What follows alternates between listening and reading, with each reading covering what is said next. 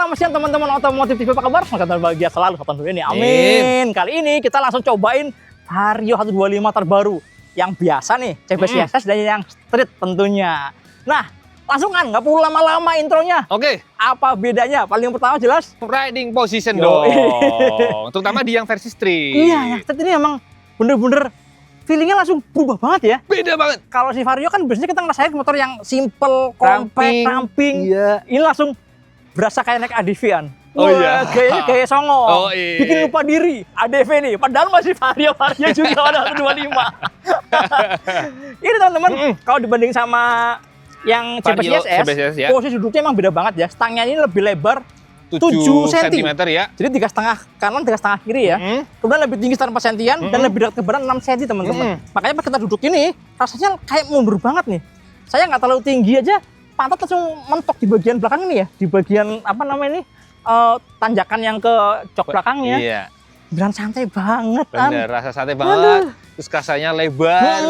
Terus memberikan posisi duduk yang bener-bener lebih rileks banget. Rileks, nyaman, dan gagah juga. Berasa kayak lebih kebuka tangannya kan. Asik. Kayaknya lebih cocok buat ya om-om ya. Buat om-om bapak-bapak cocok juga sih. Cocok. Biarpun secara style, memang dia kan trondol ya. Anak muda banget. Iya. Tapi kalau secara feelingnya, pakainya ini bapak-bapak cocok sih. Nggak mau pegel gitu kan. Maunya santai rileks nih pas banget sih. Bener. Tapi sayangnya An, apa? pilihan warnanya nggak ada yang buat bapak-bapak. Iya, malah warnanya ngejreng. Warna-warni tuh. Contohnya yang ungu. Ada lagi yang agak orange ya. Iya, palaknya orange juga. Yang hitam, kuning, palaknya putih. Wah, keren. Tapi mas sporty banget sih. Kalau bapak-bapak kepengen misalnya beli yang hitam aja, nanti dikeletekin semua stikernya. Jadi kalem kan? Iya. Setuju. Atau next Honda semoga ngeluarin street tapi yang lebih bapak-bapak ya, strippingnya ya. Lebih mature. Iya. Nah teman-teman, yang lainnya ya kayak jok, tinggi jok, ini ternyata sama ya? Ini sama persis. Ya? Sama plek. Iya. Ini 700 sekian milimeter. Dia 769 milimeteran. Saya tinggi badan 165 cm teman-teman. Lihat nih, kakinya ya masih dikit lah. Oh, dikit ya? Dikit banget. Jadi tim 165 masih cukup aman lah ya. Udah gitu joknya juga feelingnya masih empuk-empuk mirip kayak yang versi sebelumnya. Ah bener. Ya kan? Ini yang salah satu yang disuka dari Vario 125 tuh, joknya lumayan empuk. Empuk ya? Bener. An, cobain An, duduk di yang itu An. Yang biasa nih? Yang biasa. Kan tadi kita bilang kayak kecil banget nih ya. Nih kayak gini nih kelihatan nih. Nah tuh, stangnya tuh berasa sempit, rendah. Ini sporty banget kesannya. Cuma kalau buat dalam kota ya buat slip ini sudah lebih enak sih. Lincah banget. Lincah karena rasanya. Ramping banget. Secara dimensi juga tadi lihat di data speknya emang lebih ramping ini. Lebih ramping. Karena stangnya lebih sings gitu. Jadi kalau lagi masuk di sela-sela mobil tuh masih lebih gampang.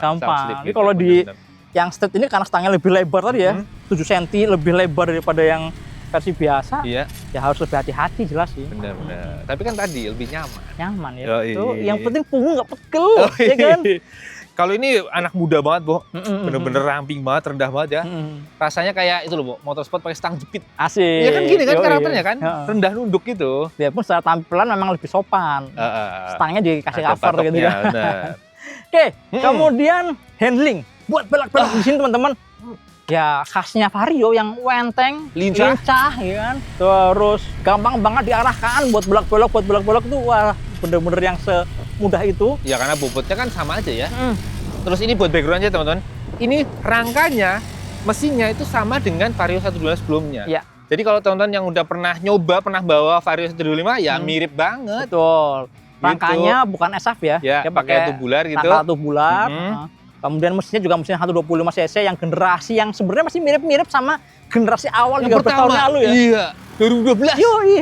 Cuma karena ini adalah mesin yang aman, mesin yang sebenarnya nggak ada ya komplainnya mungkin nggak terlalu banyak, ya. Konsumsi bahan bakar juga hemat, jadi bisa dipertahankan sampai sekarang. Iya. Kan?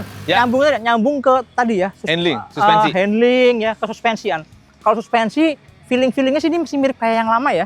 Empuk. Jadi memang pada 125 itu dibikin setting nyaman banget teman-teman. Empuk banget ini shockbreakernya. Empuk asli. Empuk, jarang bottoming. Tadi lewat yang polisi tidur buatan itu juga masih enak. Glek. Ya, betul. Bukan yang duduk. Yang belakang juga ya. Belakang juga enak masih ya. Blus. Enak nyaman gitu. Jadi emang motor harian banget lah. Yang penting nyaman, yang penting aman, nyaman buat harian. Masih irit juga. Kemudian kita ngomongin, ini remnya baru. Ini tadi kaget ya lihat handle remnya terutama ya. Yang rem belakang ini handle-nya tuh jadi panjang banget ya. Tuh, kayak overlap gitu. Jadi kalau kita bandingin dengan yang rem depan, kalau kita tarik pol itu, yang ini kayak melebih gitu. Kayak lebih keluar. Onjok maju. Terus ini vendornya balik jadi Nissin lagi. Iya, kalau nama Tokiko, sekarang biskuit. Biskuit Nissin. Bukan ya? Nissin Buffer. Bukan.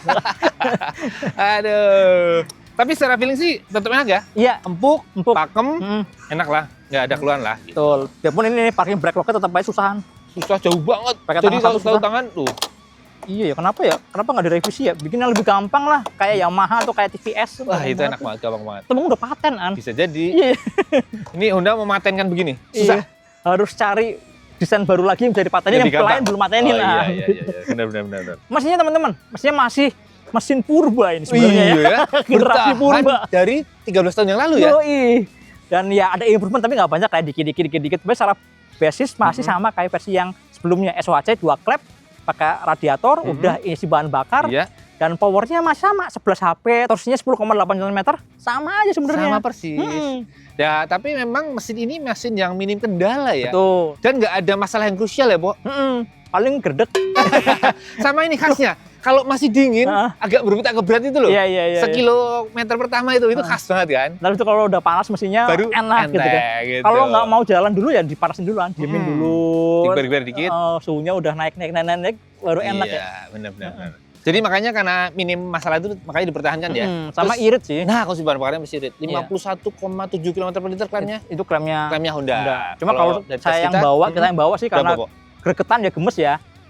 Sebenarnya kesel terus. Kalau di yang versi sebelumnya itu dapat sekitar 45 km per liter ya. Masih oke sih. Masih irit. Dengan respon yang seperti ini ya. Dan kabar baiknya adalah di versi yang terbaru ini ada perubahan di mapping ECU-nya. Jadi dibikin di low sama middle-nya, low to middle-nya ya, itu dibikin lebih powerful. Lebih responsif ya. Kan? Kerasa. Jadi dari awal jalan sampai sekitar 40 km per jam itu kerasa enteng banget. Yoi. Rasa ngacir, responsif banget lah. Cocok buat stop and go di harian pasti. Cuma abis itu ya bisa aja. Ya naik, naik terus tapi pelan gitu. Tadi cuma bisa sampai sekitar 70-an km per jam ya. Betul. Gitu. Nanti kalau udah ada unit tesnya kita akan sama-sama cobain lah Gaspol dapat berapa ya. Kalau yang lama kan sekitar 115-an ya. Ya, 19 km per jam. Cuma itu panjang banget. Ya kalau buat harian nggak perlu lah sampai 100 sebenarnya ya. Dapat 110 km per jam buat motor harian tuh cukup banget. Udah cukup, udah lebih sampai segitu. Bener. Kalau nggak lagi bener-bener kepepet gitu ya. kebelet poker misalnya harus kebut sekencang-kencangnya gitu, nggak perlu juga kayaknya. Bener. Gitu teman-teman. Terus satu lagi Pak, enak kok. Ya mesin ini tadi selain irit, juga kalau udah jalan, kalau penyakitnya nggak lagi kumat, halus ya. Oh, nggak ada gerdeknya ya. Iya. Masih baru, masih enak banget sih ini. Kemudian ini kan apa? Paling fitur-fitur deh, ngomongin fitur-fitur. Nah, kalau fitur-fitur yang langsung kelihatan yang saya suka adalah desain lampu barunya, Bo. Iya. Jadi lampu ini akhirnya baru teman-teman. Terakhir ada lampu baru itu tahun 2018. 18 lampu baru, facelift 2022 masih pakai lampu yang sama. Ya. Nah, ini sekarang dibikin beda. Benar. Nah, ini ada beberapa improvement ya. Yang jelas tuh dia lebih jauh sekitar 10% dan lebih lebar sekitar 20%-an ya. Ya, ada. Nanti ditulis angkanya. Iya. Jadi harusnya sorotnya sih lebih bagus harusnya ya. Terus bagian belakang lampu remnya juga keren sekarang. Sekilas tuh mirip Vario 160. Tapi lebih kecil dikit. Nah, itu juga improve juga karena terakhir juga tadi di 2018 kayaknya ya berubah gini ya. Terus lampu senya meski sekilas sama, itu beda desain mikanya, lebih melengkung agak gitu. Agak ngebulet dikit ya, nggak sekotak-kotak yang lama. Jadi beda dengan yang di kopi-kopi kan beberapa motor merek-merek lain banyak yang pakai kan. Ini area sekarang beda. Oke. Gitu. Kemudian yang beda juga ini konsol. Konsol buat di sebelah kiri ya. Yang buat botol minum gini. Kapasitasnya sedikit lebih besar ya? Iya, sekarang 1,7 liter, naik sekitar 10% daripada versi yang sebelumnya. Dalamnya 20 cm teman-teman. Jadi kalau bawa botol air minum 600 ml dijamin masuk bisa aman masuk. ya. Terus dalamnya ada USB Type-C sekarang. Oh iya. Kekinian ya. Kan sekarang kebanyakan charger udah langsung Type-C kan. Ya, benar. Lalu speedometer. Sayangnya. Sebenarnya sama aja ya. Itu dia sayangnya teman-teman. Masih sama plek ketiplek dari sejak yang versi 2018 ini. Ya kan belum ada perubahan kecil kayak kalkulator. Tapi ya udahlah. Cukupan lah. Cukup ya. Nah, yang penting yang utama tuh ada jam, itu penting ya, jam, kecepatan, terus ada kilometer, average fuel consumption gitu kan. Ya oke lah. Dan di yang versi street ini agak beda teman-teman. Sebenarnya yang beda cuma covernya aja, isinya sama aja. Sama persis. Cuma dibikin cover yang beda aja nih. Itu batoknya lucu ya. Kayak kepala itu belalang. Berarti nggak dari sini, itu kayak kepala belalang sembah itu. Kayak gantung gimana ya? Iya.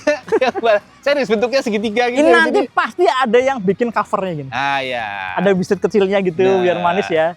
Pasti ntar ada yang bikin ya Mas ini. Ini tinggal ikat sini kan, ikatnya ke baut samping sini bisa, baut sini juga bisa. Benar. Bisa. Kemudian apa lagi, Bo? Fitur yang lain ya kayak idling stop system masih ada, keyless, ada alarm, answer back, bagasinya 18 liter, helm bisa masuk sini, tangki 5,5 liter, sama aja. Terus ini kan kayak kakian, ban, pelek, nggak ada perubahan. Iya, ini sama kayak versi yang kemarin 2022. Iya, dan ini sama kayak versi yang tahun 2018, yang 150 peleknya sama persis. Ini udah gak bosan juga ya. Iya. Tadi yang lihat yang warna hitam polos ya, kayak dilihatin, kok kayak nggak berubah ya? Karena peleknya sama. Kecuali setelah lihat desain lampunya depan gitu baru kelihatan beda. Pas dari belakang kayak mirip-mirip. Tapi kalau yang lain ya warna birunya paling ganteng deh. Cakep warna ini. Biru ini. Bener. Ini udah mirip kayak motor-motor yang anak-anak proper pada dimodif-modif gitu ya. Banyak banget nih anak propermatic kayak gini. Warna biru kayak gini kan. Iya. Terus kalau yang street saya juga suka banget sama grafisnya ya. Wah, grafisnya emang nggak nyangka ya. Ternyata Honda bisa seberani ini. Gitu. Tapi warna dasarnya belum seberani kayak Yamaha ya. Betul. Masih backgroundnya warna dasarnya masih tetap hitam aja. Stikernya aja yang rame ya. Gitu sih. Yuk teman-teman, kira-kira itu review kita ngomongin first impression all new Vario 125. Nggak all new banget sih ya. Iya, karena rangkanya, mesinnya itu basicnya masih sama dengan yang lama. Jadi bisa dibilang ini new ya, atau facelift aja sebenarnya. Hampir all new. Hampir, ya. Ya, all new-nya karena ada street aja sih kayaknya. Iya. Karena ini varian baru. Varian baru, betul. Terus kalau ngomongin harga, ini naik sedikit ya? Ya, naik 300 ribuan dibanding sama versi yang sebelumnya. Cuma kalau yang street ini harganya 26.449. Lumayan ya? Lumayan ya? Lumayan lebih itu mahal. Kalau dibanding kompetitor, mirip-mirip ya? Nggak beda-beda jauh ya? Kompetitornya apa sih? Lexi sekarang udah 155 ya? Iya, udah nggak ada kompetitornya. Frigo. Oh iya, Frigo. Ya, kalau sama Frigo mungkin masih mirip-mirip lah. Ya. Gitu teman-teman. Oke. Ya. Nanti kalau udah ada unit testnya kita akan cobain, kita akan bikin review yang lebih mendalam buat harian. Plus minusnya kita akan ceritain juga ke kalian semua. Ya wis, sampai jumpa di video berikutnya. Jangan lupa tonton terus Otomotif TV, nyalakan tombol notifikasi, like, subscribe, dan follow juga Instagram Otomotif_TV. Jangan lupa follow juga IG kami _otomotif dan Dimas Bobo_. Dan sampai juga Afrian. Oh iya, cek. Dadah. Sampai jumpa di video berikutnya. Dadah.